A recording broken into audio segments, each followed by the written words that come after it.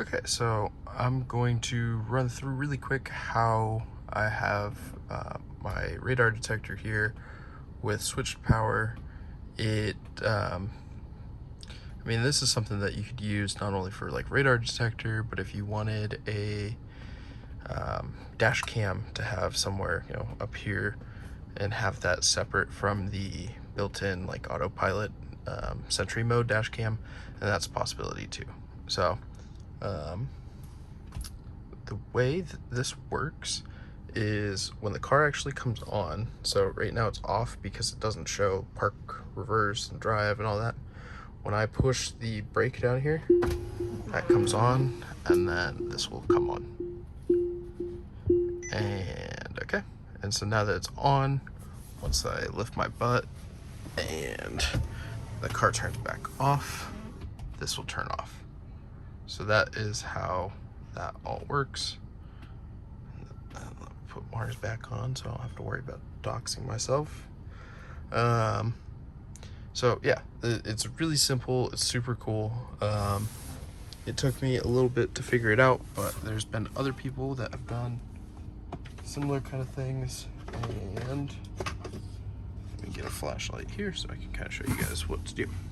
So your first step is going to be you want to remove any stuff down here. So we're just going to take this guy out. So first step. Now this is going to be where the always hot power is. So what I'm going to do is you just kind of pull back on the weather stripping, and that's going to give you the most access here. And the weather stripping, you have to pull all the way back to past this, because you're going to take out this whole piece here. A lot of this is actually really easy to do. It's almost toolless. When I was working on my car doing this, I just took the whole piece out, and you can kind of just remember where this goes. There's a seam that matches up to, I think, either here or here, I forget. And then there's another corner that kind of does a weird rotation, so you can kind of figure out where it is from that. And then coming back in here, all you have to do is get your fingers behind this, and that'll pop right out, and that slides up. Okay, and that's your first piece out. I'll just put that down there. Here's where you use your only amount of tools. It was here. Do this.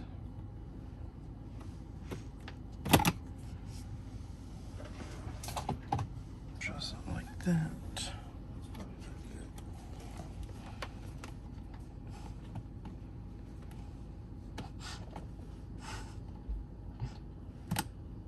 Sorry, I'm just grabbing this guy out. I think I actually pushed it back in. This is a lot harder doing one-handed. And then the next part is just you grab like right here and just pull it back. And then you'll, you can pull it all the way off. I'm not going to, because I really don't need to pull it all the way off, because I'm just showing you guys where it's at.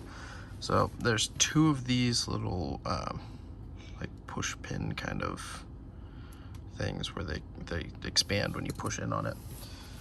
All you need is a screwdriver to take them out. That, or like I use a trim tool actually most of the time, but that was back in the other part of the house and I didn't want to bother with it. So just push that back just like that. And so that right there, this guy, is the adapter that you use. And then you just have to look and see what pin is going to be hot all the time. And then on the back side of this is where I did a wire tap. So you just use that, and actually you can see it right there. That's that brown wire. So the red thing right back here is the wire tap, and that brown wire that comes off this bottom right pin is where I'm getting the hot power. So that is the power that is actually driving this. And then let's just kind of put that away.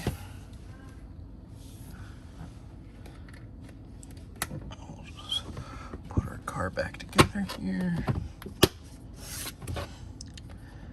And then come on this side. And just kind of align this again. There we go.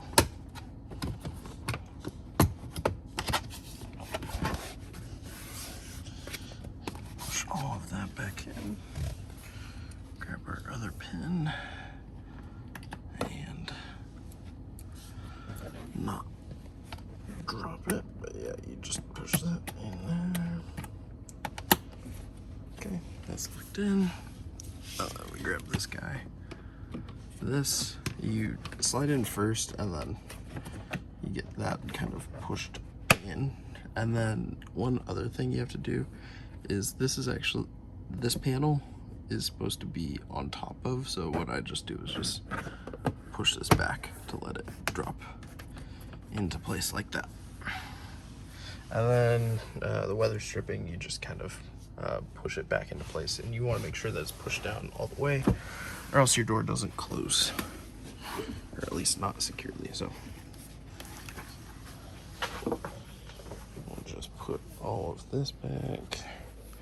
So yeah, you just push this up, and then once you get it into like kind of like the crevices, it'll you just push up and in, kind of just like that. If you don't have all of the other parts done, it's just gonna want to slide right out. So you kind of have to. That probably made no sense. If you don't have the rest of this kind of placed, the top will fall right out, is what I kind of mean, because of the weight of everything. So you just run your hand alongside it. Make sure it's pushed all the way back up. It's super easy to take this in and out. So, and then here is the I line that with that, and then it kind of, one, aesthetically looks better, and then two, it's kind of like your placeholder of where to align things. And then we will lastly put this back in.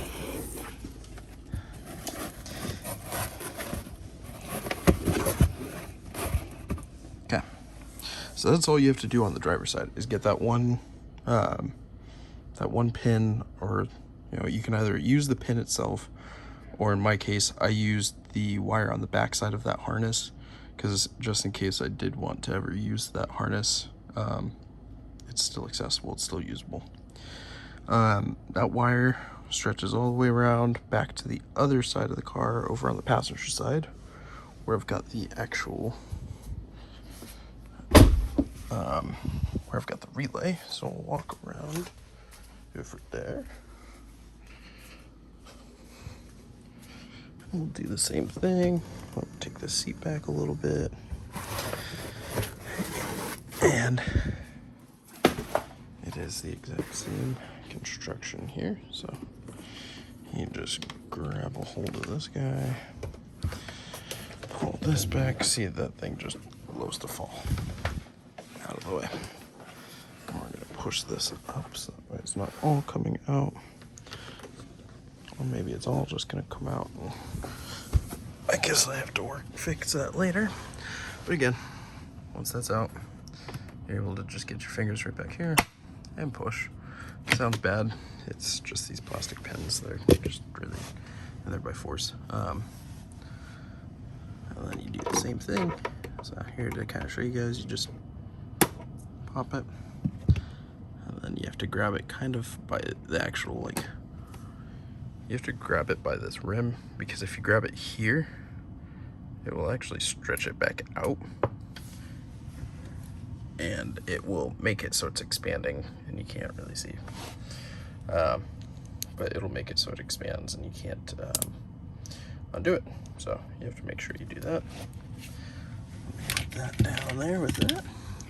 And then same thing, we're just gonna pull that back, pull that up a little bit, push this off to the side for right now, and I'll hold it down. Same thing here, just right in there. Give it a little twist. Grab by that. See, there we go. Put that right there. Okay. So now this is the passenger side. So the red wire is kind of hidden back behind this green and black wire. So in this harness, what I did was this like gangway, I cut back some of the electrical tape that was holding this in place, put on a wire tap onto it, and what it is doing is it is just for this relay. This relay takes in the hot, so this is from the other side. It takes in, all right, that's the hot. Actually, I think this might be the signal. Sorry, no, I'm wrong. Sorry, this is not signal. This is the accessory power. This is the signal. So this is coming out from this cable. Basically, it's using this cable to say, okay, when this has power of any sort, turn on, and then it doesn't use the power from here. It just uses it as a signal. And then you have your actual power coming in from over here, and then this is passing it on. And here I have ground, which I tied in up here on these two are grounded, these two bolts. If you want a simple ground when you're testing, this works. These, check the continuity on both of these. So you can use these, even though this is kind of like a blackened, like aluminum or whatever this is.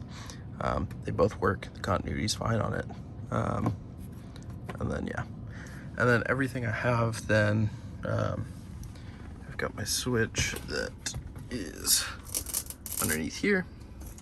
So I have that. And then everything else just runs straight up along this A-pillar, and then comes around and is over here. And this is how it's all plugged in. So you can kind of see, here's the mount. I did a little bit of cutting, and you can kind of see it's a little scraped up from where I was like cutting and stuff. Actually, I don't think that was from cutting. I think that was from the previous mount. But yeah, you get it pretty flush. The one thing you want to make sure is that you cut it enough that you still get the full movement out of the mirror, and you're able to twist it all the way up and everything. But honestly, it looks pretty good. I do like how it's away from everything, kind of hidden. It kind of just looks like it's part of the car. It's not bad. But yeah, so this is the mysterious red wire. It's the small one, not this one. So only use the small red wire. It's about like a, what is that? Probably like 12 gauge wire? 12, maybe 14 gauge wire. It's pretty small. Everything else I think I used here was 16 gauge. That doesn't sound right, because the gauge should be smaller. I think it's 22. But yeah. Yeah, don't listen to me about the gauges. So that's the wiring here. Everything will go back the same way. And let's see, was there anything else? I showed the mount, showed the power, relay. But yeah, I think that's it. If you guys have any questions, go ahead and leave some comments below, or leave comments on Reddit, and I will try to get back to you as soon as possible. Oh, I did actually want to talk about this. So the ground I kind of briefly talked about. So it's grounded here. What I did is I just ran a wire down here, so that way I could use it almost like a ground, like a bus bar. So I just used wire taps on it, so that way I had grounds for different things.